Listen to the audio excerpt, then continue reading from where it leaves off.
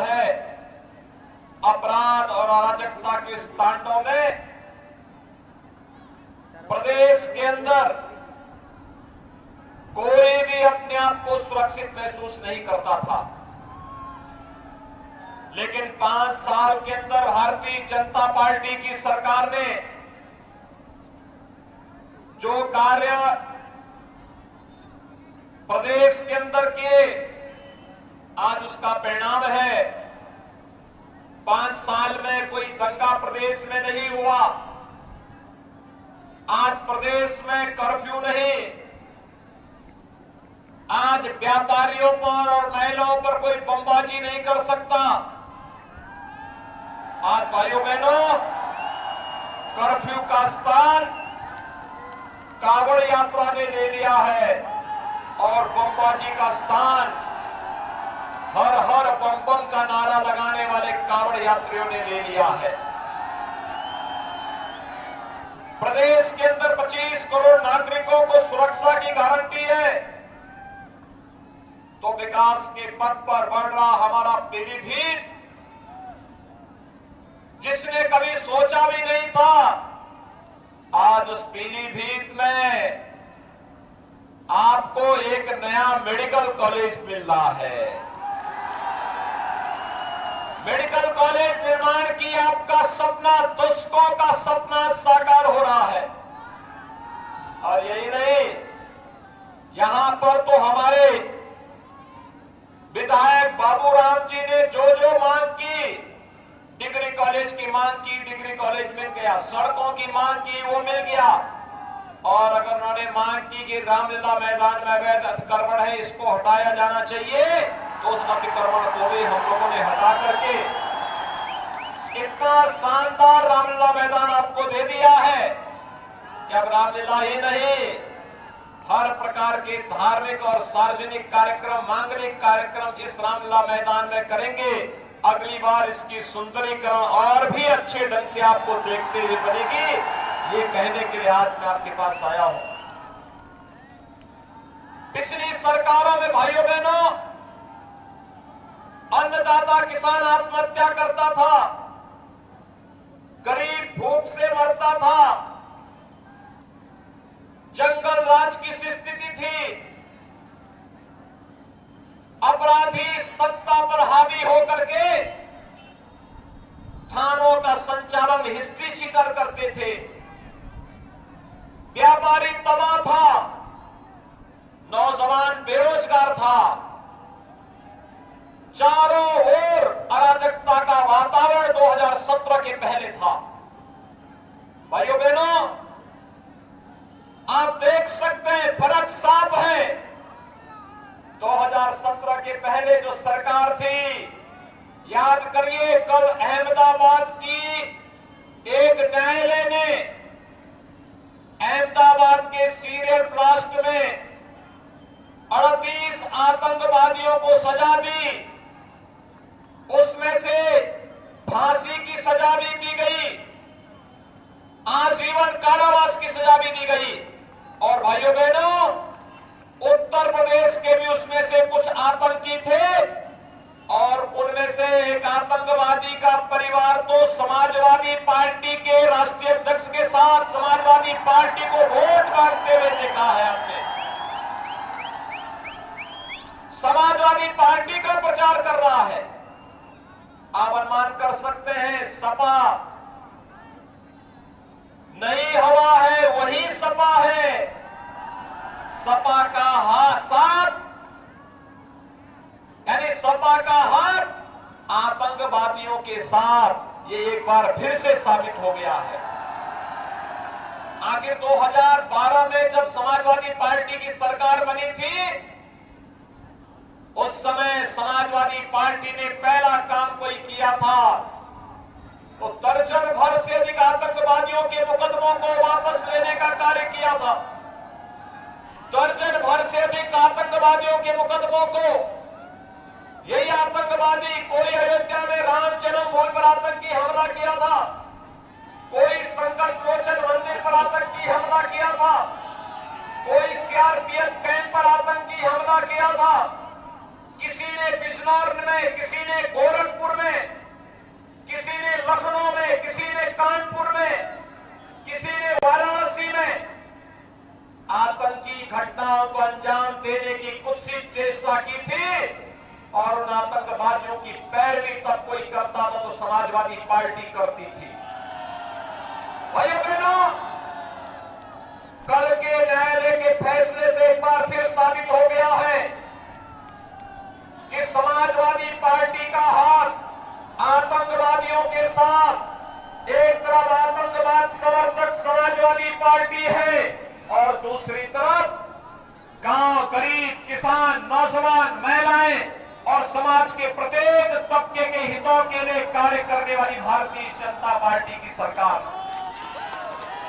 याद करिए, जब 2017 में हमारी सरकार बनी, हमने पहला काम किया था अन्नदाता किसानों के कर्ज माफी का।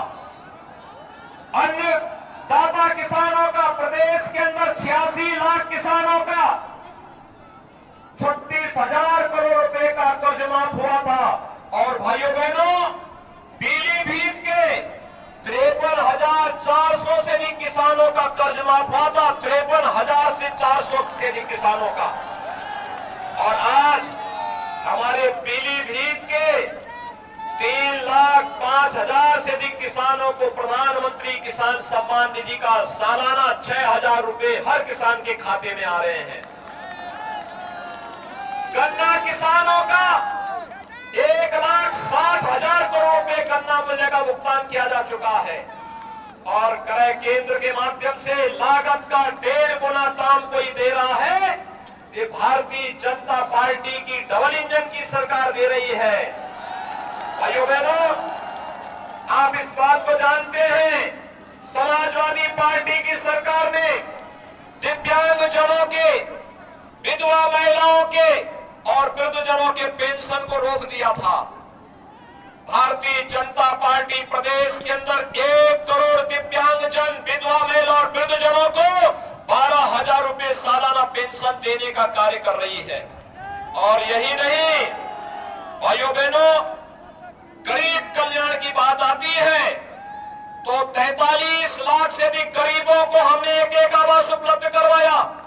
सपा की सरकार में 18,000 गरीबों को भी मकान नहीं मिल पाए थे। आज जब मैं आपके पास आया हूं आपसे कहने के लिए, कोरोना प्रबंधन आपके सामने, फ्री में टेस्ट, फ्री में उपचार, फ्री में वैक्सीन। कितने लोगों ने वैक्सीन ले ली है यहां पे?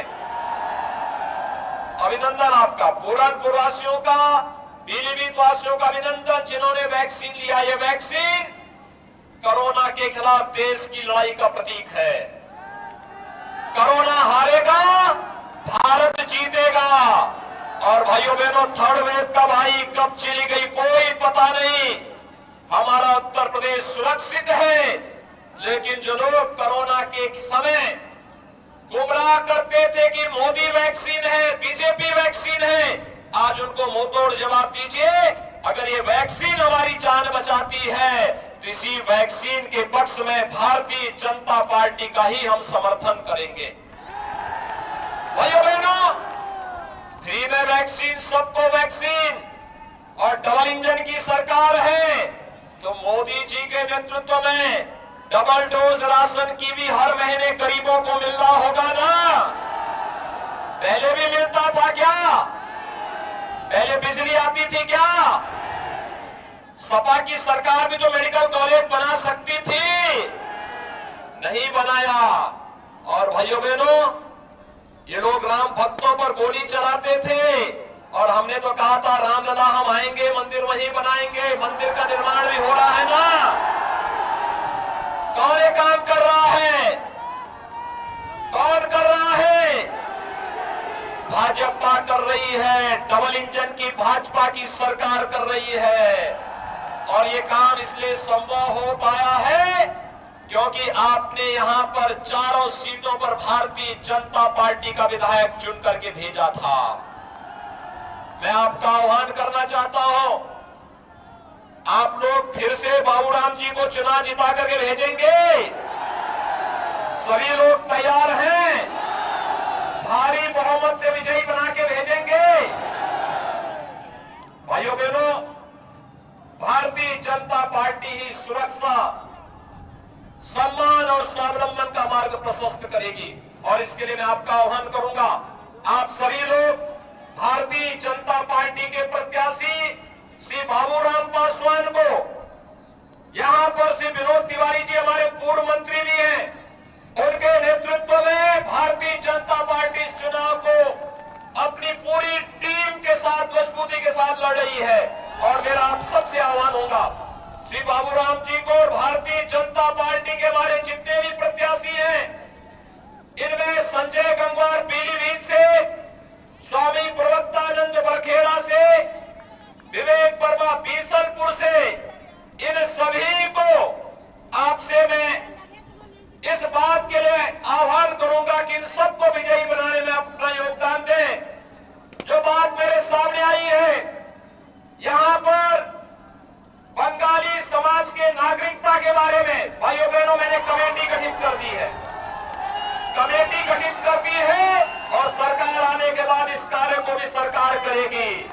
और भाइयों बहनों, अन्य विकास की योजनाओं को तो सरकार प्राथमिकता के आधार पर ले रही है।